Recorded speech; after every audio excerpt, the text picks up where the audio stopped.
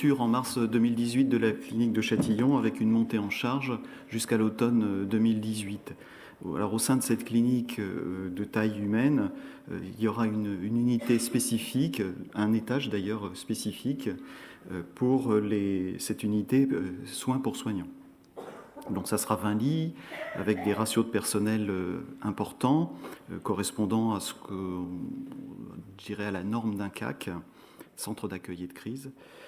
Donc unité dans une clinique qui dispose donc d'un plateau technique d'hydrothérapie médicalisée, d'un plateau de remédiation cognitive spécialisé, 2 salles de simulation pour mise en situation spécifique et avec des professionnels formés à ces approches spécifiques et supervisés.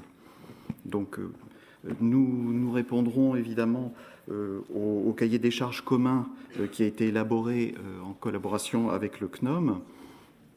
Donc à partir de référentiels communs, de partage de pratiques spécifiques, de formations communes et de stages d'immersion croisés. Alors, dire assez rapidement, puisque ça a déjà été évoqué précédemment, donc une prise en charge évidemment spécifique des professionnels de santé présentant des pathologies et des troubles psychopathologiques, addictifs, et toute crise psychique en lien avec le travail, y compris les crises suicidaires. Donc, qu'est-ce qui sera, je dirais, la cible de cette prise en charge? C'est l'épuisement professionnel. Les facteurs du déficit adaptatif à la fonction soignante, c'est-à-dire les défauts de communication soignant-soigné, et ainsi que les difficultés de communication entre soignants. Les complications somatiques seront également prises en charge prioritairement, et également je dirais tout ce qui tourne autour de la culpabilité du soignant malade.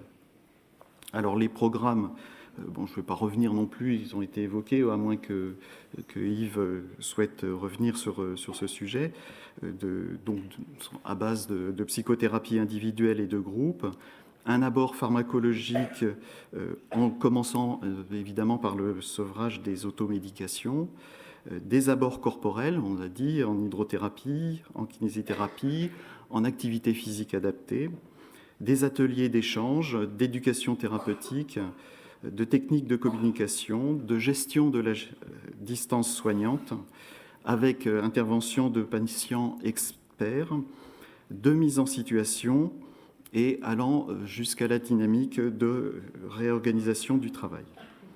Voilà, donc je dirais les fondements de cette unité dans la clinique de Châtillon.